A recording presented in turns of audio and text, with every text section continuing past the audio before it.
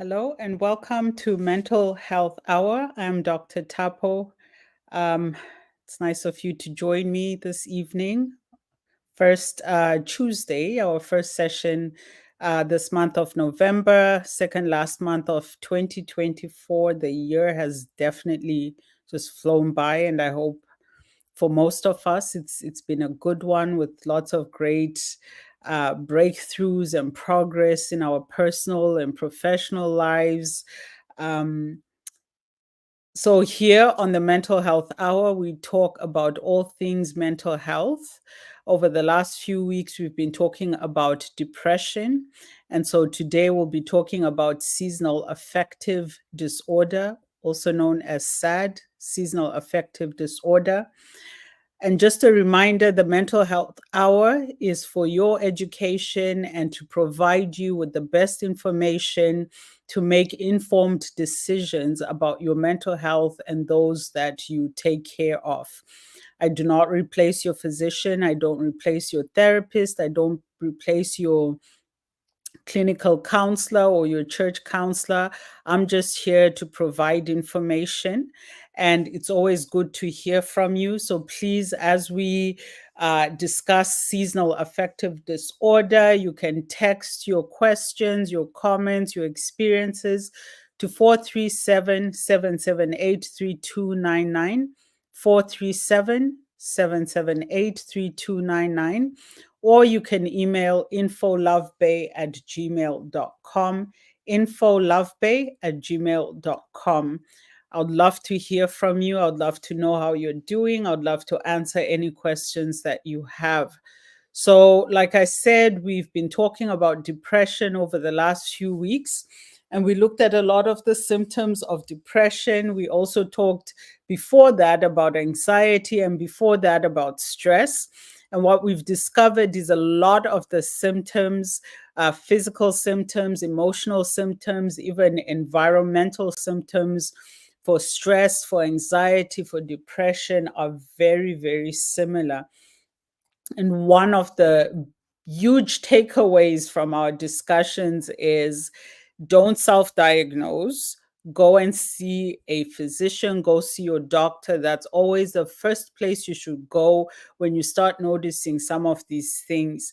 Yes, you can go see a therapist, you can go talk to someone, confide in someone, practice self care, and all of that.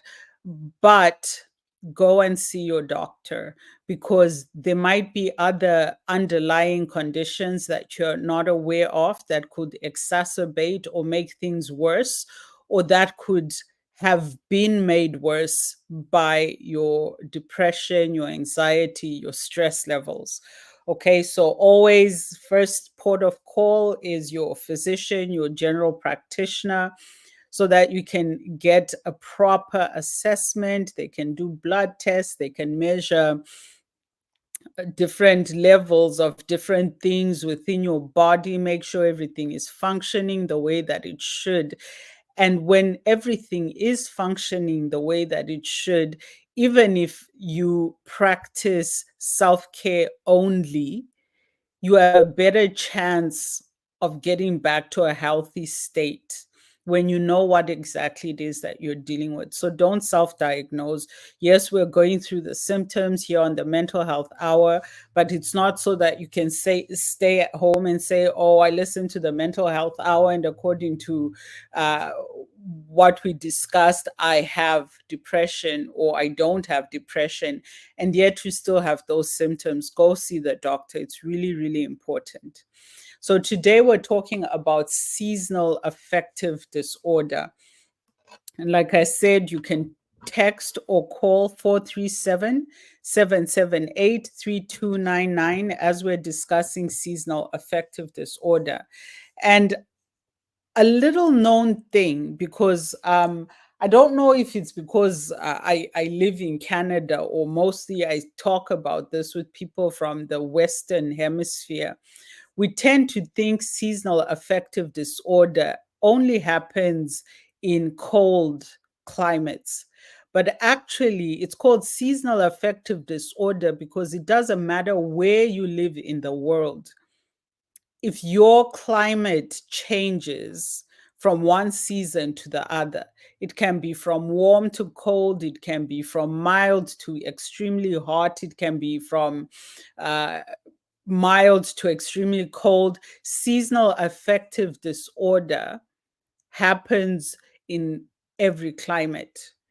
Hot weather can cause you seasonal affective disorder, the same way cold weather can cause you seasonal affective disorder. Why? Because it is the body trying to tolerate certain weather conditions over a period of time.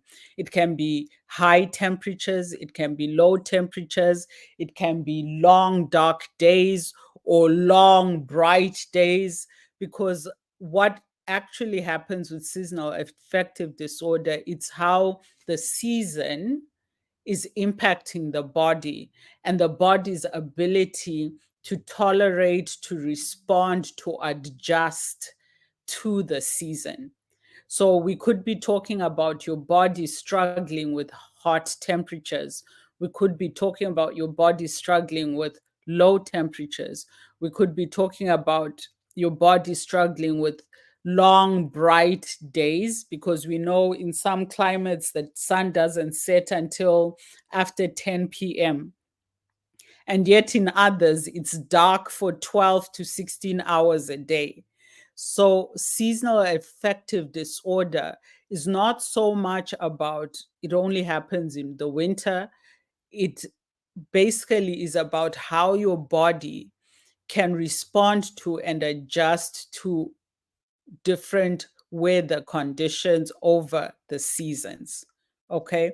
And like I've said, when we're talking about stress, when we're talking about anxiety, when we're talking about depression, we need to be aware of the outside stimuli, the things that are happening in your environment that your central nervous system has to respond to.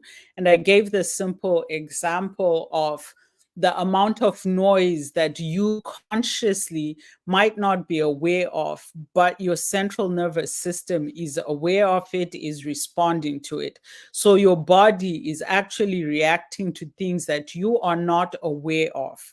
And what happens with seasonal affective disorder is this: your body is responding to the heat, to the cold, to when the sun sets, when the sun rises, all of these things.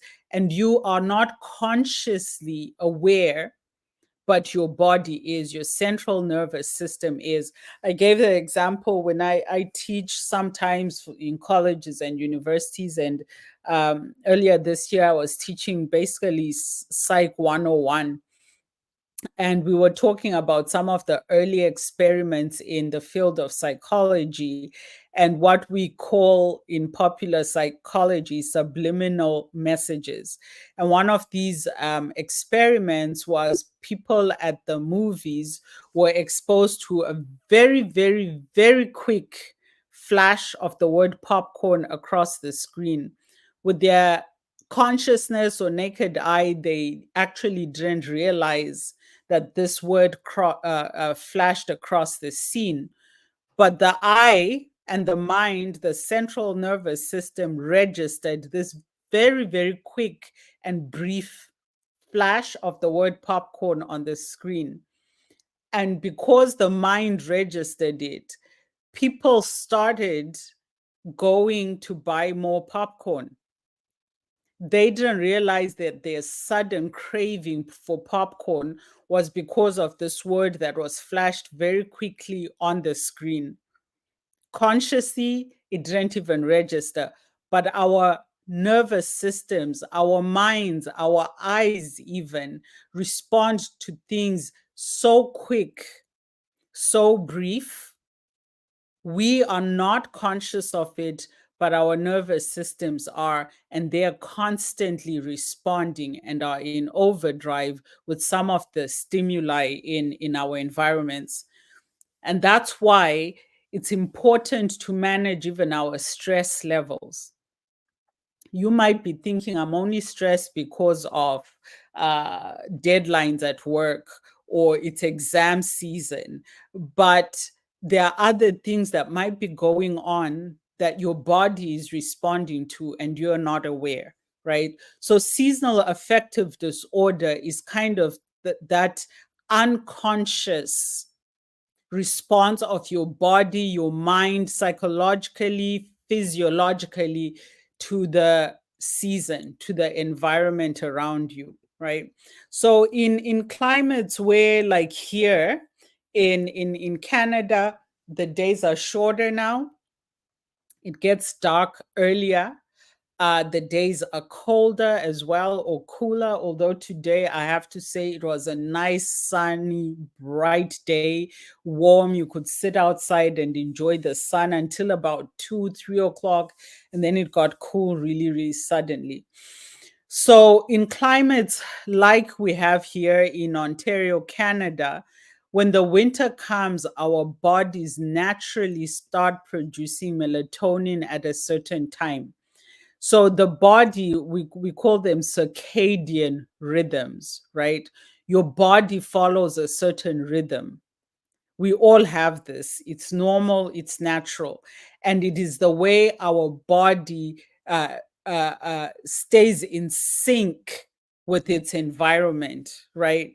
So your circadian rhythm works with the rhythm of the earth, the sun, the moon, all of that. We have this term lunatic, right? And I remember that when I first learned where that term came from, right? It really made sense. So we have the term lunatic, and we usually say, oh, that guy's a lunatic, or she's a lunatic, or they are lunatic. And what we're saying is they're basically not well in the head.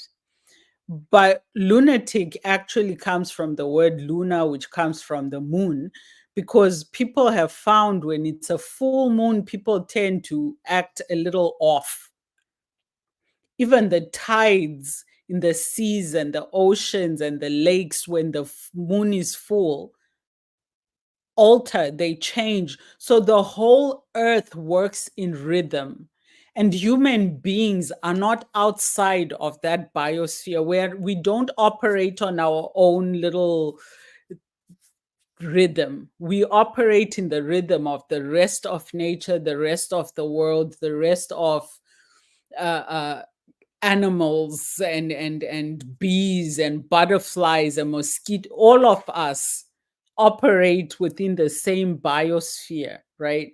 And so our rhythms work together along with the moon, the stars, the sun, all of that. Our bodies start to awaken when the sun starts to rise. That's why we as human beings, we now have blackout curtains. And if you have really effective blackout curtains, it becomes more and more challenging for your body to stay in rhythm with everything else, because you've blacked out the rising of the sun. And our bodies naturally depend on the rising of the sun to start awakening themselves. So our melatonin production, certain hormones, all of that, us women, we know we have our monthly cycles. That's all part of that rhythm, right? And when somebody's monthly cycle is not regular and all of that, we say something's wrong. But it happens like this in all of us, even those of us who might be male, who might be too young, too old, maybe you've gone through menopause, all of that. Our bodies work in rhythm with the rest of creation, with the rest of the world, with our environments. And so, what happens with seasonal affective disorder when the seasons change? And like I said, it's not just winter. You can have seasonal affective disorder in the summer because your body is struggling with the summer. And so, what is seasonal affective disorder? So, sometimes we call it the winter blues, but like I said, it's not just about the winter. Here in this part of the world, we tend to see it a lot more in the winter. So, we call it the winter blues. But even if you're living in the Caribbean, you're living in Africa, you're living in parts of the world that are warm and balmy throughout the year, the fact that the seasons change, in some climates they don't have winter the way we do, but that doesn't mean they don't experience those challenges with changing seasons. So what is seasonal affective disorder? Here in Canada, I'll start with the winter blues, and then we'll move on to what it might look like in warmer climates, in hotter climates. Okay, so here in Canada, the skies, like I said, they tend to be darker earlier, a lot more gray. The sun isn't as bright. It doesn't touch our skins the same way. So we start to feel a lot slower. It's challenging to get up in the morning. It's challenging to feel that pep in our step. We're not as and sometimes I've said this as a therapist, and I was talking to somebody that I provide clinical supervision, and she was over the summer when we are doing supervision. I'd ask her, so how's the clinic? How are things going? And she'll be saying, well, it's a lot slower now. A lot of the clients decided to put it on hold for a while. And just last week, talking to her, I asked her the same, and she's like, "Oh, people have started contacting me again. My schedule is filling up quickly now. Why? Because the seasons have changed. And what we commonly see in Canada, when spring, summer comes, everyone just feels a lot more vibrant, a lot more energetic. They want to go out more and do things, and so they don't feel as depressed, they don't feel as tired. They feel a lot more rejuvenated, a lot more energetic. So they tend to put therapy on hold. And then when it starts turning gray and dark and cold and chilly, it starts becoming challenging, right? People tend to start looking for their therapists then, right? So when the skies become gray, it starts becoming dark and cold. According to statistics, about 15% of Canadians experience winter blues, and women tend to uh, experience seasonal affective disorder at higher rates than men. So 15% of Canadians, and then about 70 to 80% of people diagnosed with seasonal affective disorder are women. And then children and teens also tend to suffer the winter blues. Okay. So seasonal affective disorder is a diagnosable and clinical thing, whereas winter blues, it's just when we say, oh, yeah, I'm starting to feel tired a lot more, and all of this. And remember what I said, like even last time when we are talking about depression, we tend to use certain things, like when we say winter blues, certain phrases and expressions that minimize the gravity of what is actually going on. So when we say winter blues, we tend to minimize what is happening, right?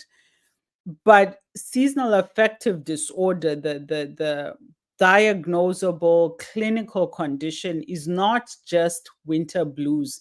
It's more than that. So we might say about 15% of Canadians experience winter blues. About 5% are properly diagnosed with seasonal affective disorder. A lot of people don't go and seek help. They might just shrug it off and say, you know what, it's the winter, and people tend to isolate a lot more. You find yourself craving certain foods, mostly carbs and like potatoes and some of those heavier type meals, because they help you sleep. So the body starts craving different foods, even. Okay. So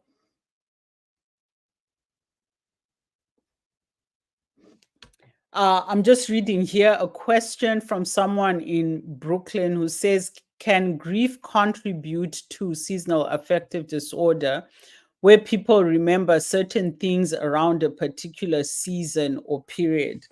So I'll answer that question. And it's a bit of a tricky question in that when we talk about grief, grief can be worse around certain times of the year. Like Last year, I remember when we were going into the holiday season, we did a few sessions on preparing for Christmas, Hanukkah, Kwanzaa, whatever it is that you celebrate, because it's a hard time for a lot of people.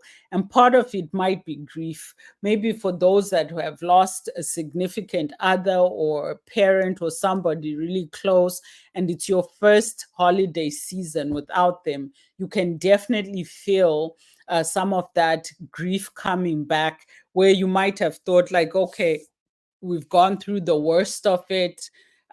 You are still grieving, but you've kind of gone back to some normal rhythm in life. And then the holiday season is coming around. You start thinking, this is our first Christmas without dad. This is my first uh, Christmas since I got divorced, stuff like that, right? So you might feel, but that is not seasonal affective disorder. That is what we might refer to as situational depression, or situational depression, where it's because of a certain circumstance or situation in your life that brings you down.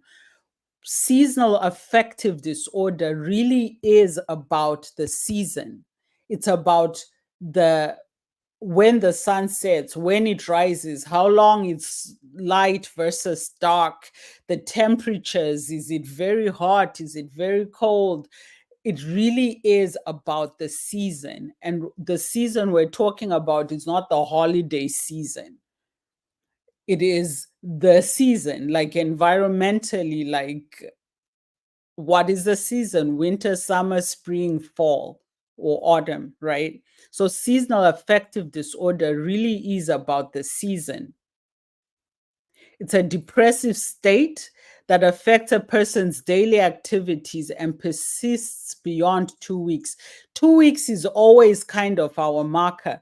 Even when we're talking about stress, when we're talking about anxiety, when we're talking about depression, I said, if you see that this has been going on for 2 weeks or more, it's time to go see the doctor, right? So 2 weeks is where you should start hearing alarm bells, like, okay, I've been feeling this way for 2 weeks. I need to go see the doctor now. And that's why I always say, pay attention to your bodies. You won't notice if you're constantly ignoring what your body is trying to tell you. You won't notice if it's been 2 weeks or 2 months, because you are so distracted, you are so disconnected from your own body. And that's why I say, even when you're going to sleep, when you wake up in the morning, just take a moment. What am I feeling? Are there any aches and pains in my body? Like, what's going on for me? But some of us, we wake up, we immediately on our cell phones, and we're on there scrolling through social media. And then we look at the wall, and it's like you jump in the shower, you jump in your car, you're at work, and you didn't actually pay attention. And before you know it, that niggling pain that you completely ignored and paid no attention to is now chronic back pain. So pay attention. 2 weeks, right? So this is how your body is responding to the season, right? It's a depressive state, which is where that affective. So when we say affective, AFFECTIVE, we're talking feelings, emotion, affect, right? So seasonal affective disorder is a depressive state impacting your daily activities, and it persists beyond 2 weeks. So for about 2 weeks or more, you've just been feeling a certain way, a lot more tired, difficulty falling asleep, staying asleep, waking up, staying awake. It could be either or, right? So seasonal affective disorder occurs mainly here in this hemisphere during the winter. Yet, symptoms may appear during the fall, and it's really about decreased luminosity, so decreased sunshine. When the sun is not as bright as it's been in May, June, July, August, mid-September, it starts, and then it starts getting dark earlier. So your body starts feeling the impact of that change in the season, in the brightness of the sun, in the temperatures. And then this starts happening, and then 2 weeks pass, and you're finding it really challenging to adjust. It might be seasonal affective disorder. So there are definitely symptoms that we're going to look at.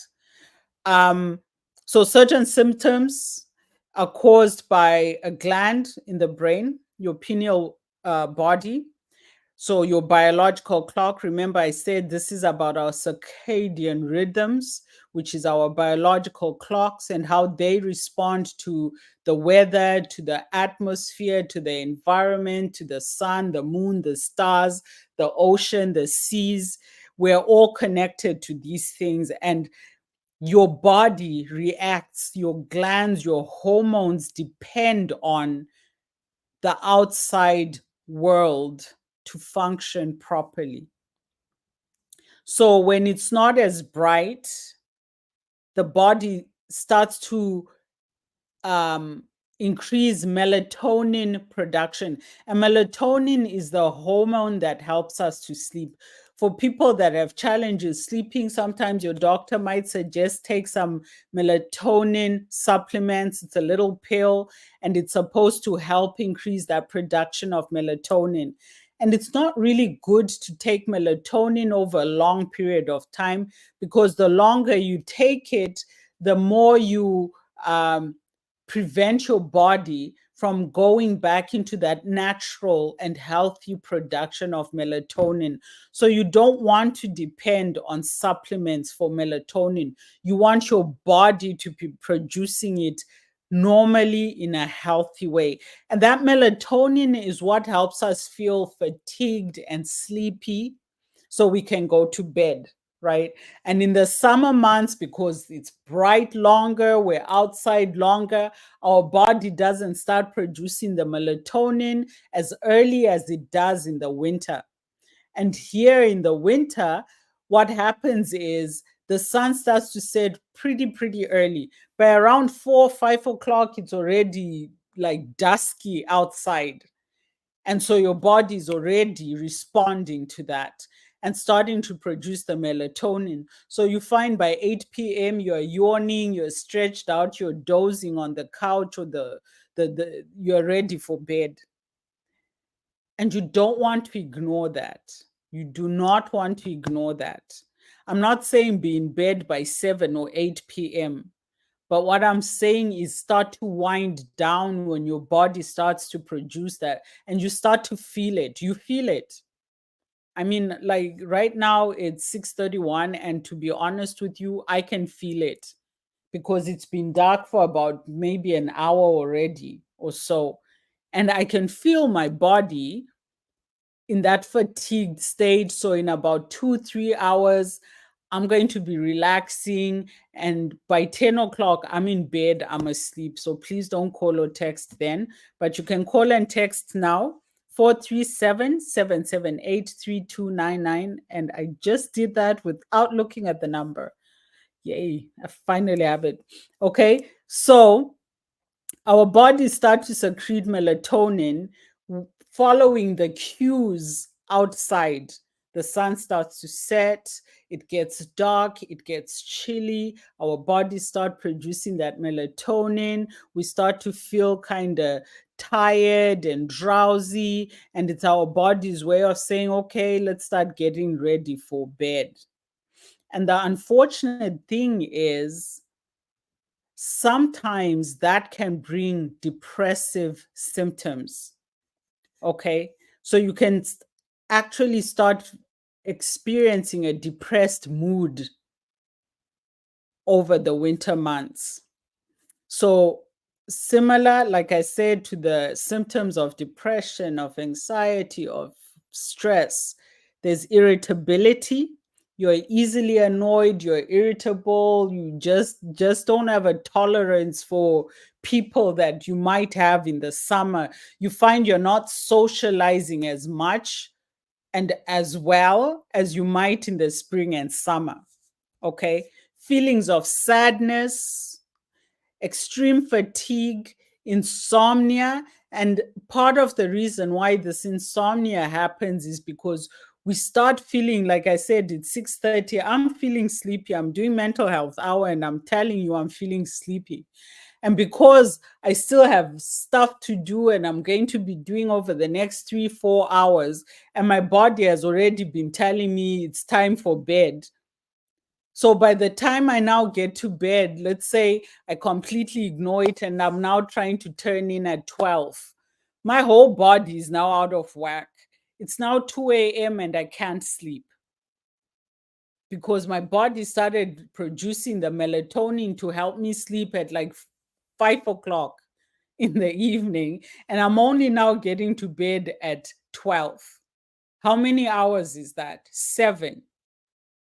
That melatonin has been telling you go to bed, go to, and you've just been ignoring it. And now you're lying in bed and you can't sleep because our rhythms are not functioning the way they should, or maybe it's the way we need them to, because realistically, a lot of us can't jump into bed at 7 p.m. and say good night, right? So, insomnia, lack of energy, increased or decreased hunger. People tend to eat a lot more and to gain weight in the winter. Just the other day, my brother and his wife called me and they were like, we're gaining weight. We're eating so many chocolate biscuits. They live in Europe. And I'm like, why? And yeah, it's the winter months. And they were like, and they were, as they were talking to me, and like I said, it's been rather bright where I am. And then they were like, how come it's so sunny where you are? And here it's just been gray already. And so they're eating all these comfort foods, right? Chocolate, not so much ice cream because it's cold. We're looking for things like chocolate, for cake. We're eating a lot more carbs like potatoes, rice, and all of that. I can go for months, like through spring and summer, and not once think about eating rice. And then just last week, I went and bought a bag of rice because my body is craving those carbs because of the change in seasons. So, increased or decreased hunger, loss of interest in usually pleasurable activities. Maybe throughout the summer, you're like going to the beach every day. If you live close to the beach, you're doing this, you're playing out in the field, you're kicking around a football, you're throwing frisbee, you're hanging out on patios, having drinks with your friends. The weather is different. As soon as you finish work or school, you're heading straight home, you're in front of Netflix, and you're Netflix and chilling every evening of the winter months. So, yeah, you're gaining weight. Yes, you're eating a lot more because you're not active. If you're not out there kicking around a football, you're on your couch. And how many of us, to be honest, can sit on our couch 2 hours straight and not put anything in our mouths? Because I confess, with the bag of rice, I also bought some packets of chips, which I very rarely do, right? But my appetite has changed with the weather.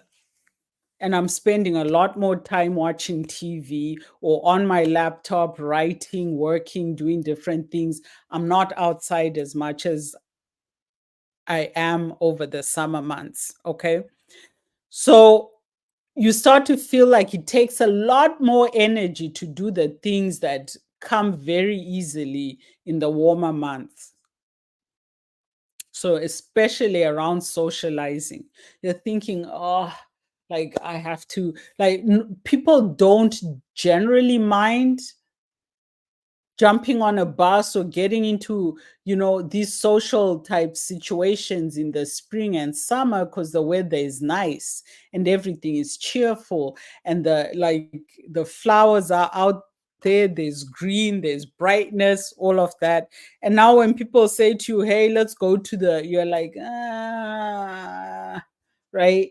It feels like it will take a lot more energy just to hang out with your friends. So you're doing a lot less of that. Loss of motivation, just generally, even at work or at school. So you now might be finding it a lot more difficult to meet deadlines, to be productive, to focus as well, right? Just focusing on your work, on your tasks might be a lot more difficult as well. So it might seem like these symptoms are not as, I mean, you're probably thinking, yeah, so what? I'm not hanging out as much anymore. The thing is, if you are experiencing these things, right now we're in November. So most people, some of these changes start to happen around September, October. So we're talking September, October, November, December, January, February, March. That's about 6 months of the year where you're under this cloud. Relationships are a lot more challenging to maintain when you're not actually socializing with people. Work is a lot more difficult to maintain when you can't focus, you're having challenges and all of that. And like I said, your appetite kind of changes. Over those 6 months, you probably will gain some weight because you're eating a lot more carbs and you're a lot less active, right? So it does actually, and let's not forget the insomnia. If you're not sleeping properly and uh, good sleep where you wake up feeling rested, if that's not happening for you for 6 months in a row, you're likely going to be a mess, right?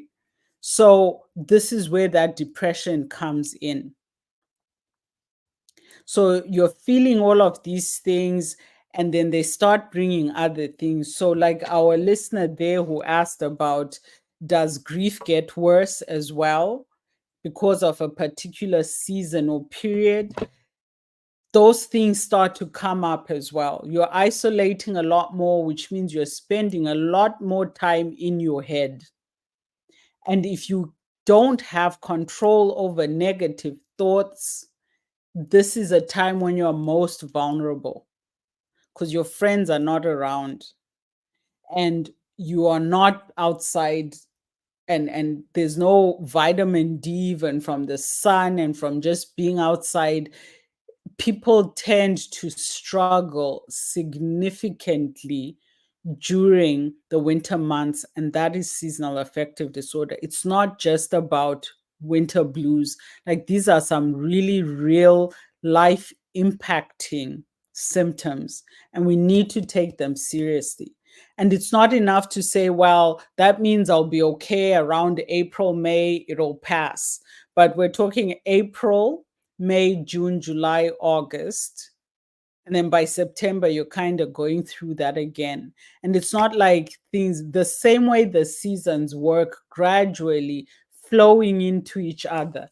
That is not what you want for yourself. You want to be healthy throughout the year, right? You want to be social throughout the year. You want to be energetic throughout the year. You want to sleep well throughout the year.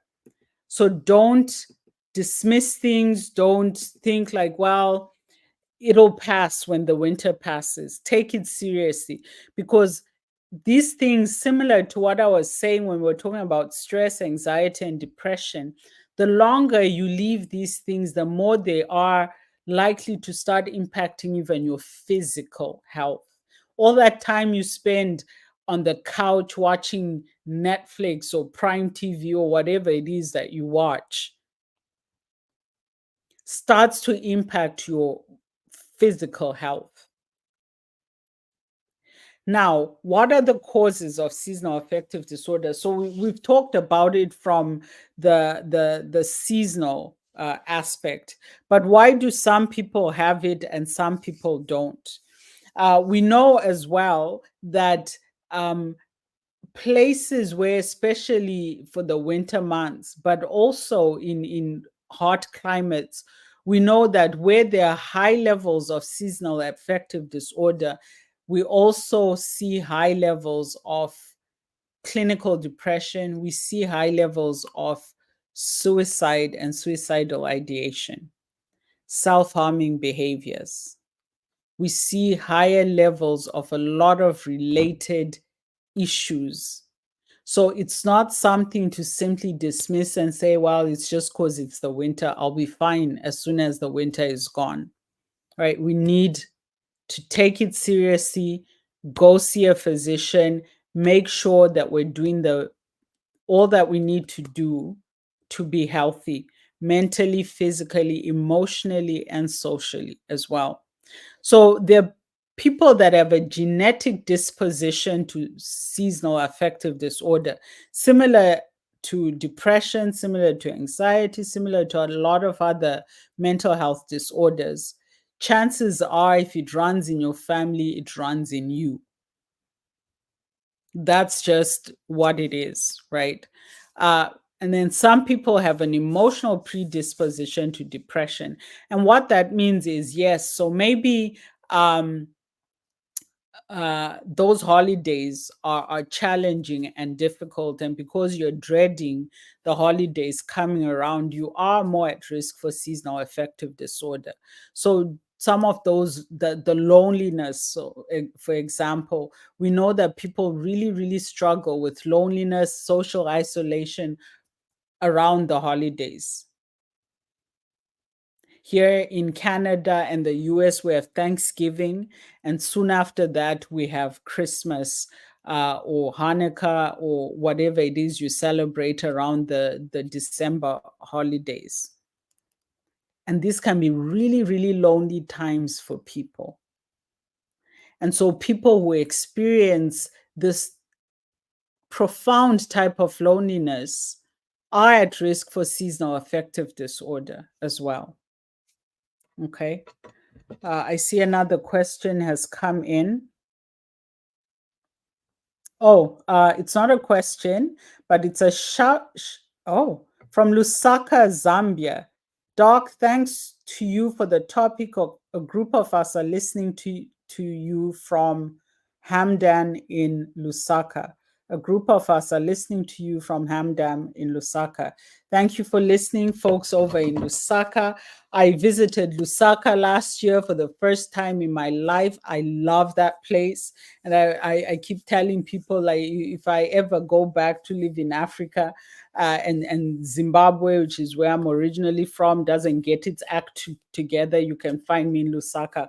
I love Lusaka. So I'm really happy you're listening to us over there. Okay, so chemical imbalances of the brain. So if you've had issues with your hormones, and this might be why women tend to experience seasonal affective disorder at higher rates than their male counterparts. Because we know for us women, our hormones are already complicated, delicate, whatever term you want to put on that. And so we are at a higher risk for seasonal affective disorder because we are also dealing with our menstrual hormones, which any type of imbalance can set off your whole system, right? Your whole system can be upset by one imbalanced hormone, your whole endocrine system. So, emotionally draining, stressful, or challenging ordeals like grief, separation, divorce, sickness. So, what we're seeing here is on top of the season being what it is, you're also dealing with a lot of other things in life. You are likely to experience seasonal affective disorder.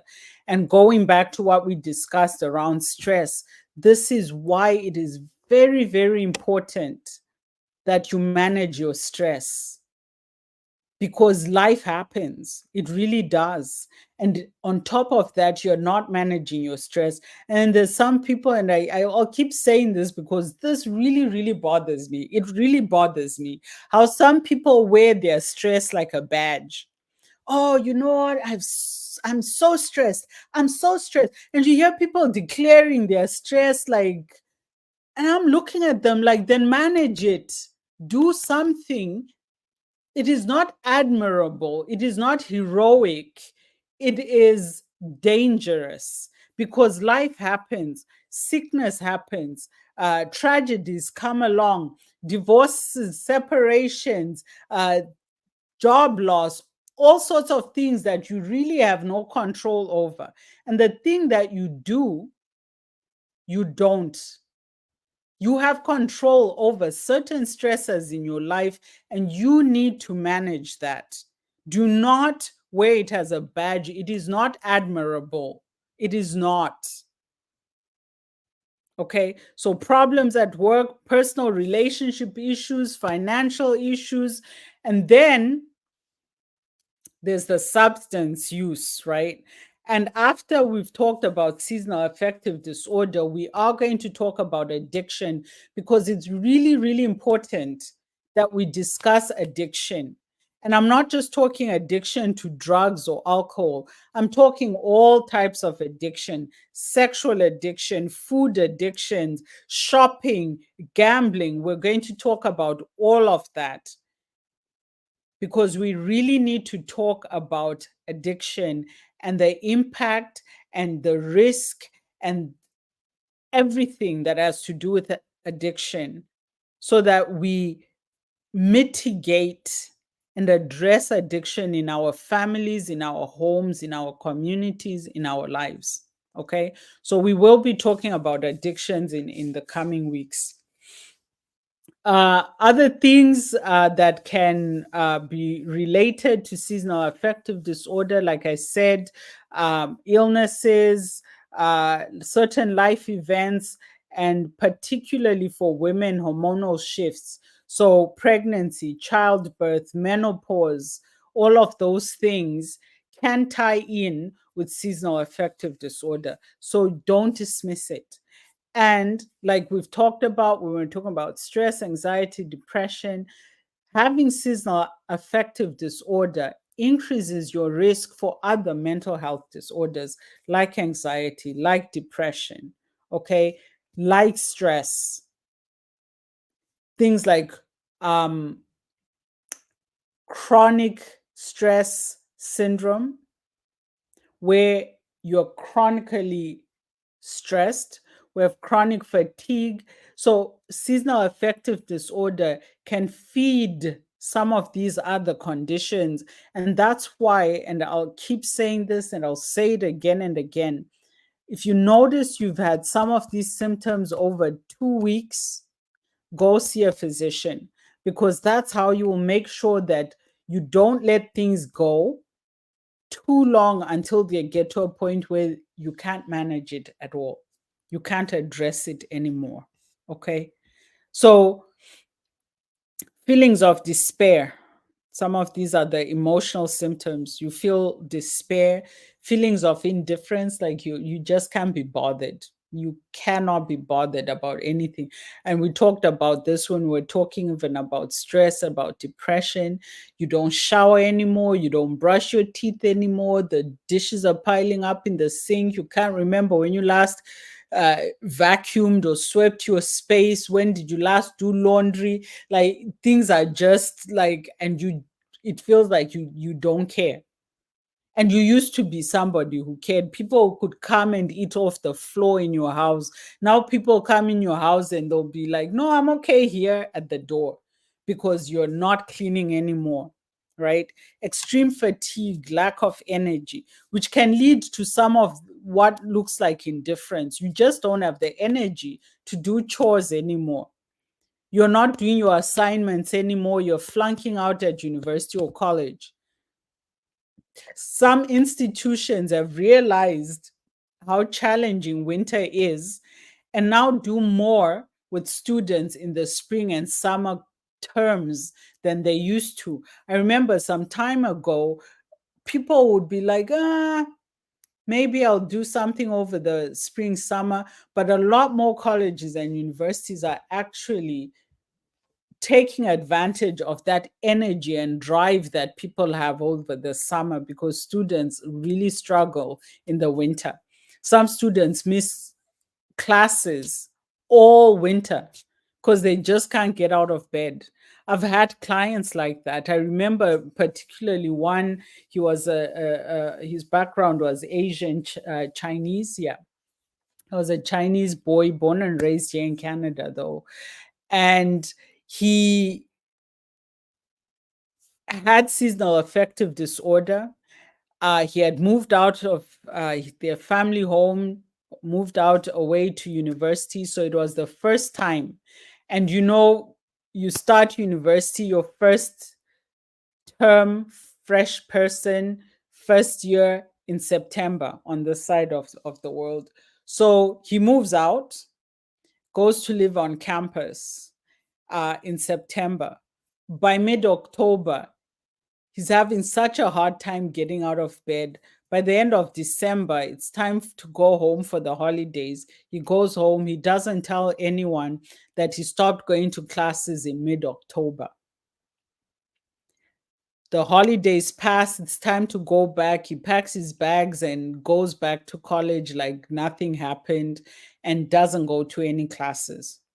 And that's his first year in university.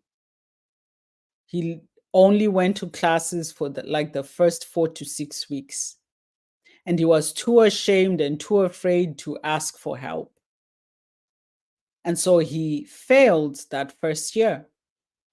And so, of course, now it's like, okay, what's going on? And it turns out he had seasonal affective disorder. He had always relied on his parents, right? When you're living at home, there's a routine. They wake you up at a certain time. There's food on the table for you. There's someone doing your laundry. There's someone helping you out. There's somebody kind of helping you stay focused and going. He had his social circle, his friends, but now he's moved away to university. There's no one waking him up. There's no one making his meals. There's no one helping him stay on top of everything, including his laundry and all of that. When you live at home, even if you're a grown man and you're not showering, someone at home is going to be telling you, you need to shower, you stink. But when you've moved out and you're living on your own and you're only 18, and then seasonal affective disorder hits, it can seem like life is over. The reason why he ended up asking for help was the suicidal ideation. He started to feel like a complete failure in life and it was better to end it. And he tried, and his parents found out. And one of the first things they told him is school is not as important to us as you are.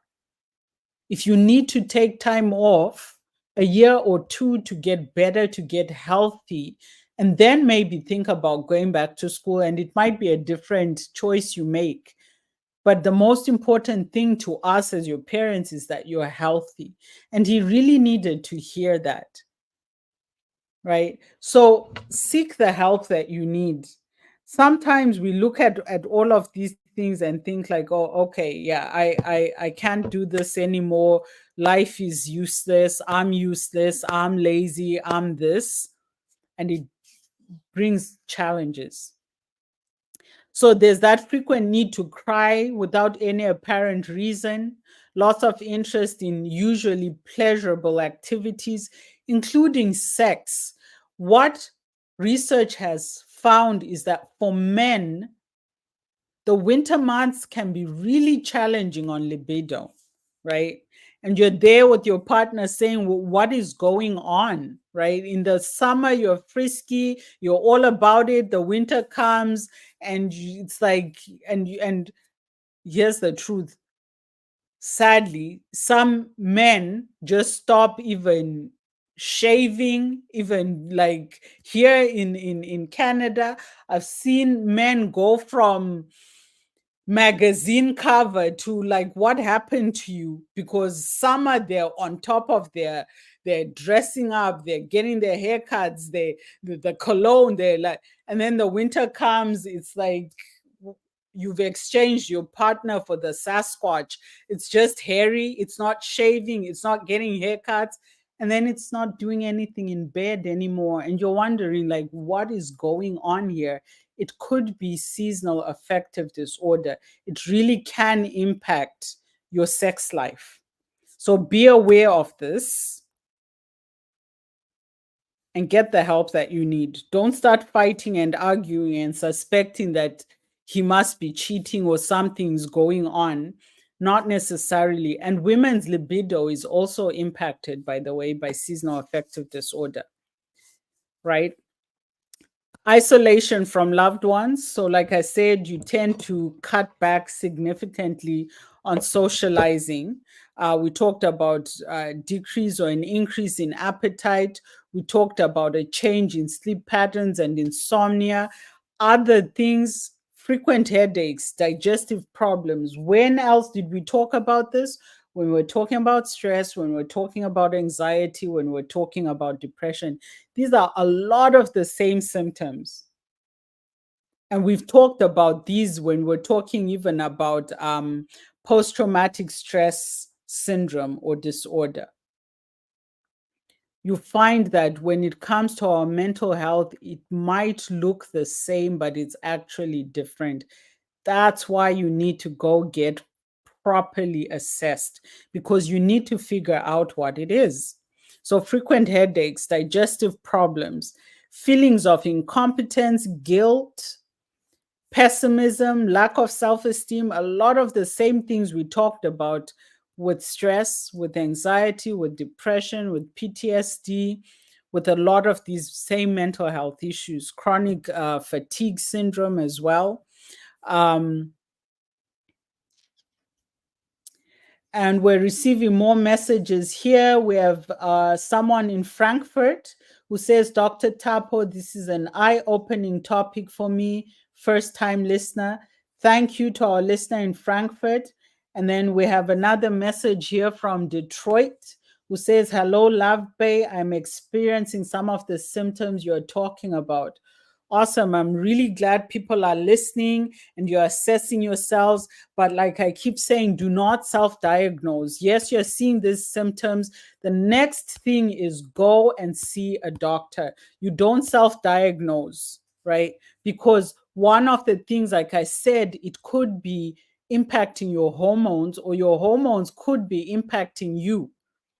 And you can't know this without going to the doctor, who will then do whatever medical tests are necessary to make sure that your hormones are what they should be and functioning the way they should be. Your whole endocrine system, right? That needs to be checked out. So if you are seeing these symptoms, don't say, oh, okay, so, oh, cool, it's seasonal affective disorder. I just have to hunker down for the winter and by spring, summer, I'll be okay. No, please go and get assessed. Please go and get assessed.